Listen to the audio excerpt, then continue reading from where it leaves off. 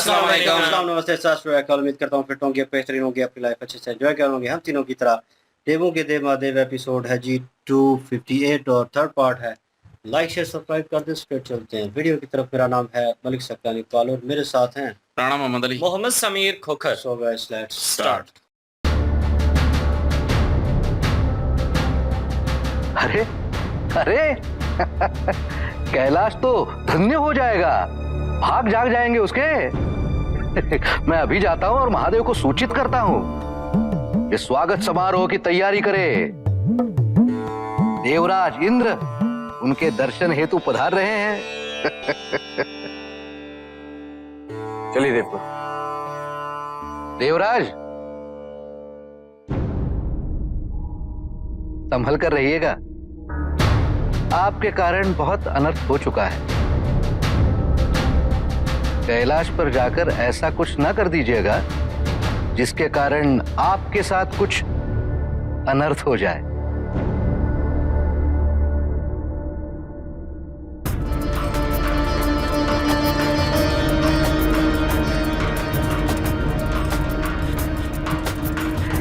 नारायण नारायण। ओम नमः शिवाय, ओम नमः शिवाय, ओम नमः शिवाय।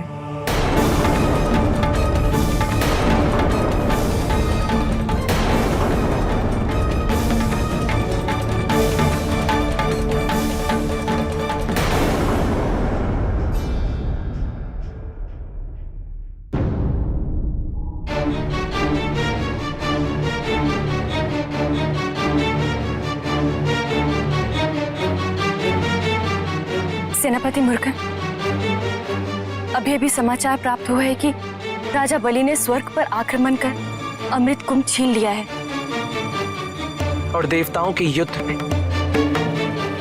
वो अमृत भी बह गया। आपको क्या हो गया? किंतु ऐसे संकट में तो आपको वहां जाना चाहिए, देवताओं को आपकी आवश्यकता है। नहीं, पिताजी ने मुझे दक्षिण का दायित्व सौंपा है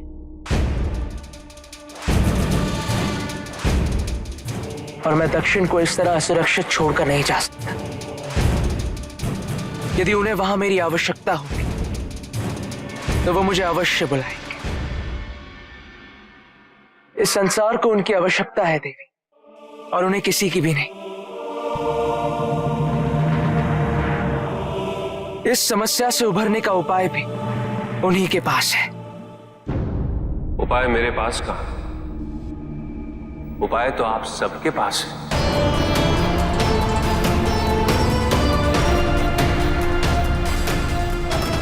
क्षमा कीजिए प्रभु, हम कुछ समझे नहीं।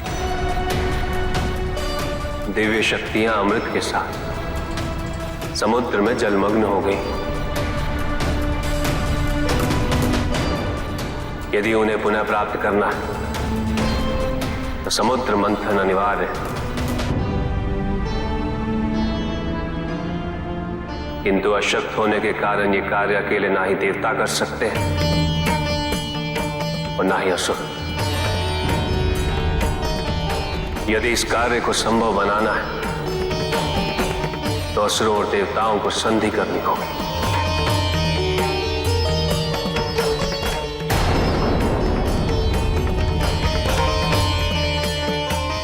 किंतु ये कैसे संभव है महादेव? वे हमारे शत्रु हैं। उनकी विचारधारा, उनके उद्देश्य सदैव हमसे विपरीत रहे हैं। और हम आध्यात्मिक शक्ति हैं और वे भौतिक। हम तो जन्म से ही उच्च हैं और वे नीच। नहीं माँ, नहीं, हम उनके समक्ष हाथ नहीं फैला सकते। देवराज इंद्र, हाथ फैलाने और हाथ मिलाने में अंतर होता है। आपके पास केवल एक ही विकल्प है,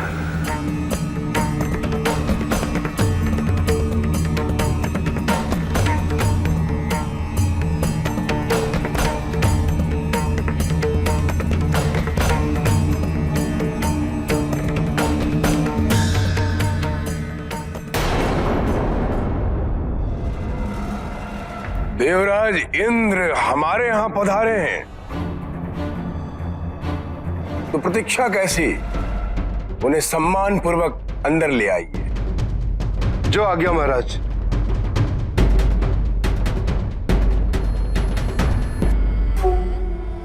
योजना अच्छी है।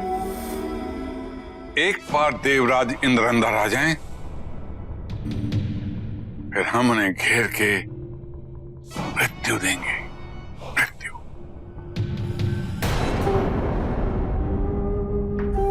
देवराज इस समय अतिथि बनकर पधारे हैं हमारे यहाँ। उनका सम्मान और उनकी रक्षा हमारा दायित्व है। उनको हानि पहुंचाने का विचार आप त्याग दीजिए महाराज। बलि, तुमने देवताओं के छल पूर्ण घात सहन किए होते तब तुम समझते, और अब स्मरण रहे कि देवराज इंद्र तुम्हें भी छलने आए हैं। निस्संदेह महादेव ने भेजा है इनको। पूर्वानुमान मेरा स्वभाव नहीं है।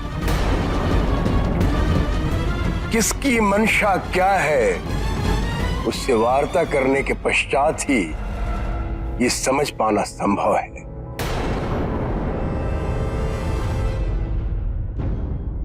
आइए देवराज इंद्र, आइए।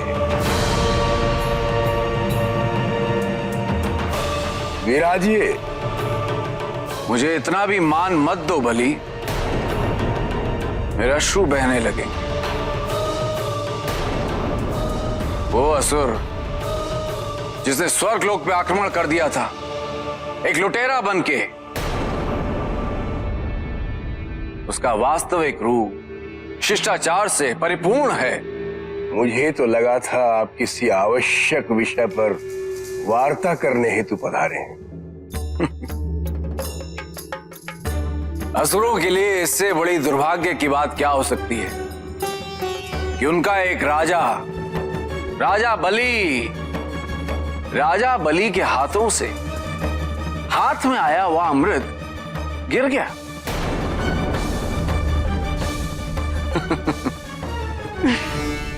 अच्छा है, आपने सिद्ध कर दिया कि क्यों असुरों को अमृत नहीं दिया जाता है, क्योंकि असुर अमृत का मूल्य ही नहीं जानते।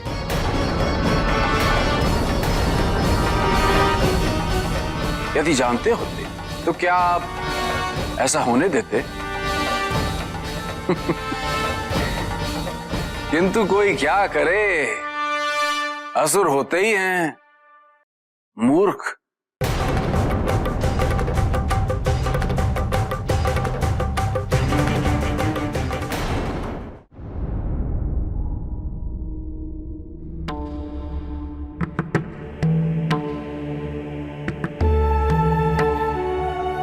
माँ,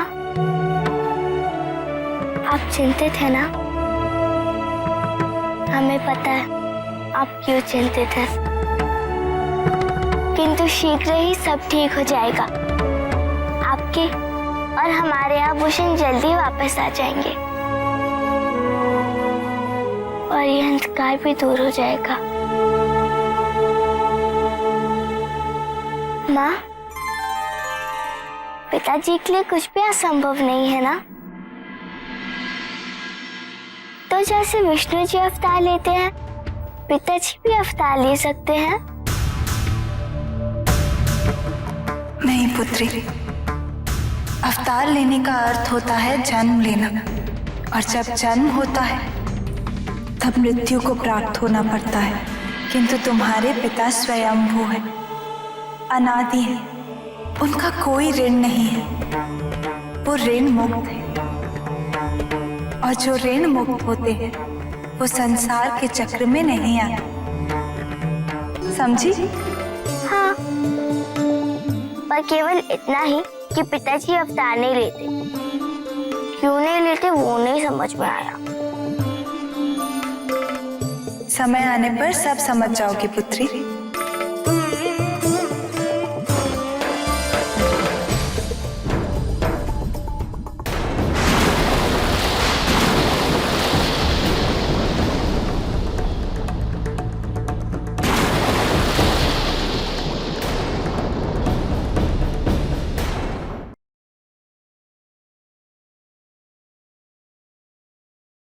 देव ऋषि जो है वो इंद्रदेव को टोके ही मार रहे थे और उन्होंने बहुत पहले जो एपिसोड में कहा था कि हमने सुना था, उन्होंने कहा कि मौका आने दे तो फिर मैं आपको बताऊंगा। तो वही हुआ और वो बार बार कह रहे थे। इस बार वो जो है बिल्कुल जैसे पुकार रहे थे जब हमला किया राजा बलि ने, और वो जो है उस वक्त शिव जी को और कार्तिक जी को पुकार रहे थे, तो उस वक्त वो आवाज़ जो है हमें लगा किसी ने नहीं सुनी और ये भी घबरा गए थे मेरे मुंह से क्यों निकला इंद्रदेव के।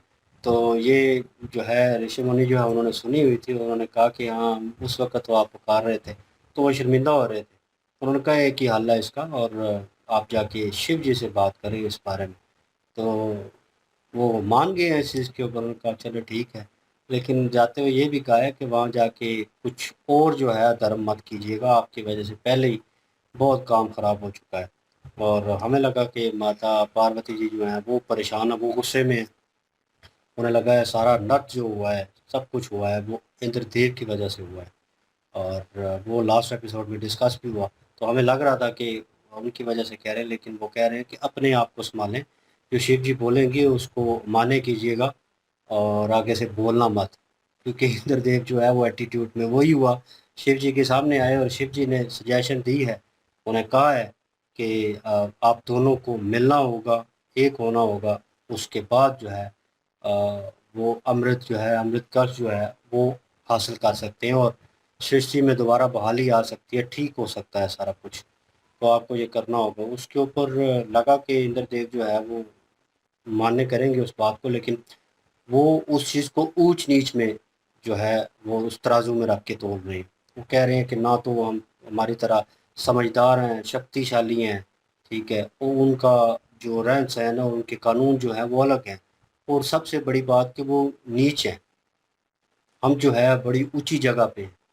और वो जो है ऊंच नीच वाला शिव जी को उस चीज़ पे गुस्सा आया, और गुस्सा आना बनता था क्योंकि वो बाकी सब जो हैं वो भी सारे ला रहे थे, उनके साथ जो देव थे, गुरुदेव थे, वो भी इस चीज़ के ऊपर सारे सारे ला रहे थे कि ये क्या बोल रहा है, मतलब अगेन। और फिर शिव जी ने कहा कि जाना होगा, तो फाइनली वो उनके गुस्से की वजह से मान के, क्योंकि शिव जी के सामने वो नहीं बोलता और उस वजह से नहीं बोलता, उनके माने कर लेता है। लेकिन राजा बली के दरबार में फाइनली जो है वो गया है और वहाँ पे हाज़िरी हुई, तो जो तारकासुर के पिता हैं वो उनका माइंड वैसे ही है, सेम टू सेम।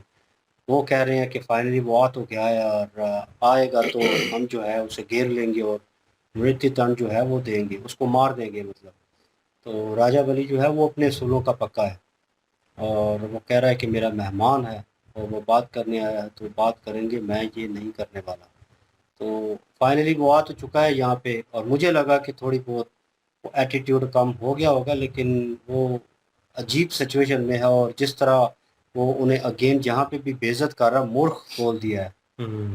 मतलब वो उनके लेवल का नहीं है, वो भी नहीं समझ रहा। शिव जी के सामने वो मान गया था, लेकिन इधर आके मुझे लगा कि मामला सॉल्व आउट होगा किसी तरह, लेकिन ये है कि वो और भड़का रहा है उनको, और उनको कह रहा है कि समर्थे मौजूद नहीं है तुम में, तुम तो छीन के ले गए थे, तुम तो वही कायर हो जिसने स्वर्ग पे हमला किया था, और तुमसे वो जो है अमृत कलश जो है वो संभाला नहीं गया, तुम क्या संभालोगे, तुमसे क्या संभाला जाएगा जी। और वो तो मतलब ये तो जो है इज्जत मजरूह करने वाली बात है। मसला जो है वो ख़त्म करना है, दोस्ती करनी है, दोस्ती करके इस मसले का हल निकालना है। वो शिव जी ने भेजा है ऐसे लाइक अ मैसेंजर कि जाओ तुम और जाके मसला रिजॉल्व करो, लेकिन ये मसला और बढ़ा रहा है।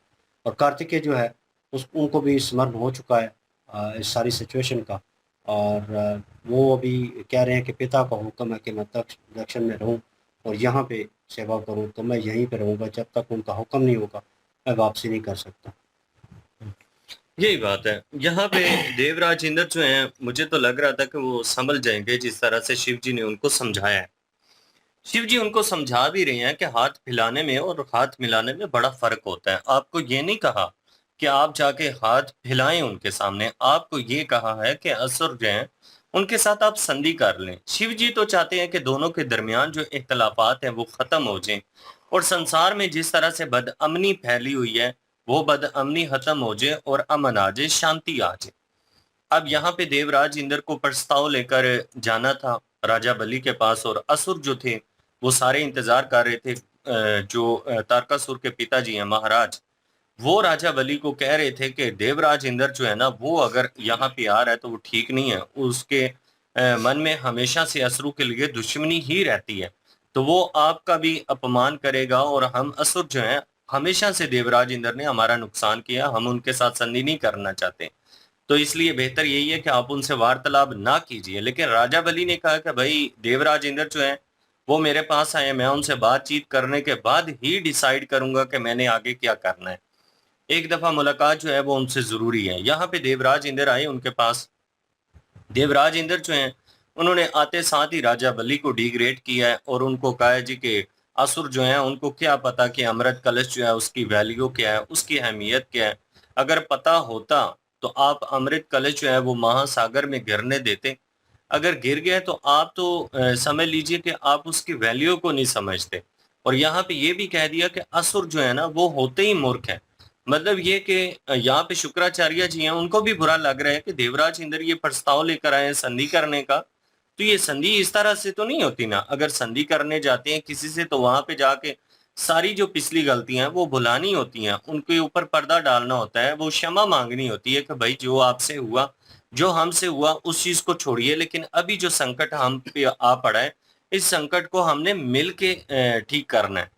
लेकिन यहाँ पे देवराज इंद्र तो उनको क्रोधित कर रहे हैं। अब वो इनके सहायता कैसे करते हैं ये तो आने वाले टाइम में ही देखेंगे।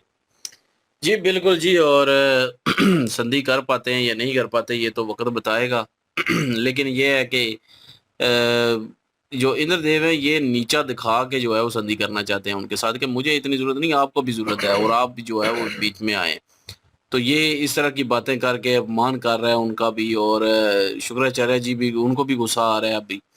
तो अब बनता भी है इंद्रदेव पे, सबका गुस्सा बनता है। शिव जी ने भी गुस्सा किया जब वहां पे इनकार कर रहा था, तो इस पे गुस्सा तो बनता है। बाकी अब संधि करते या नहीं करते ये तो आगे पता चलेगा। लेकिन दूसरी साइड पे जो है वो कार्तिकेय जो है वो वहीं पे रहेंगे, क्योंकि उन्होंने कहा कि अगर मेरी जरूरत होती तो मुझे बुला लिया जाता। तो इसलिए जो है वो मुझे यही दक्षिण का जो है वो जिम्मेदारी जो है सौंपी गई है, तो मैंने इसी को निभाना है। वो नहीं आ रहे इधर तो, लेकिन उनको पता चल चुका है सारा कि क्या माजरा हुआ है सारा।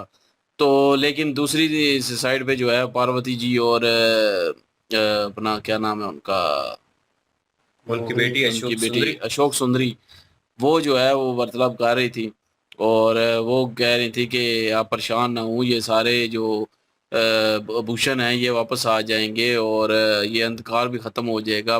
और फिर उन्होंने जो है पिताजी का पूछा अपने का, महादेव जी का, कि वो सब कुछ उनके लिए तो संभव है, बिल्कुल संभव है उनके लिए। तो कहते हैं वो अवतार वो क्यों नहीं लेते जिस तरह विष्णु लेते हैं। तो विष्णु जी जो हैं वो अवतार लेते हैं, तो शिव जी क्यों नहीं लेते। तो वो उन्होंने रीज़न बताया कि विष्णु जो है जब अवतार लिया जाता है, जन्म लिया जाता है, जन्म जब लिया जाता है तो मृत्यु को भी प्राप्त करना पड़ता है। तो लेकिन अपना शिव जी जो हैं वो खुद मेरे ख्याल में वो कह रहे थे, क्या कोई वर्ड बोला है उन्होंने, तो इसलिए वो अवतार नहीं ले सकते। तो वो कहते हैं कि मुझे समझ नहीं आई इन बातों को, कहते हैं आ जाएगी, आपको भी समझ आ ही जाएगी। तो बहरहाल आगे उन्होंने जब वो देख के परेशान जो हो रही थी वो यही हो रही थी कि शिव जी जो हैं वो देवता और जो है असुर जो समंदर मंथन करेंगे उसमें जो है वो अपना किरदार अदा करेंगे, विष जो पिएंगे या जो वहाँ पे हेल्प करेंगे उनकी, वो कष्ट जो उठाएंगे शिव जी, वो देख के जो है परेशान हो रही थी माता पार्वती। तो बहरहाल आगे देखते हैं जी क्या होता है क्या नहीं होता। मतलब ये है कि उन्होंने देख लिया फ्यूचर के समुद्र मंथन होना है, तो मतलब उन्होंने संधि कर लेनी है आपस में फिर वक्त। लेट्स सी जी, देखते हैं नेक्स्ट पार्ट पे चलते हैं। लाइक शेयर सब्सक्राइब कर दीजिएगा। इंशाल्लाह मिलते हैं नेक्स्ट वीडियो में। अपना ख्याल रखिएगा, दुआ में याद रखिएगा। तब तक के लिए अल्लाह हाफिज, पीस।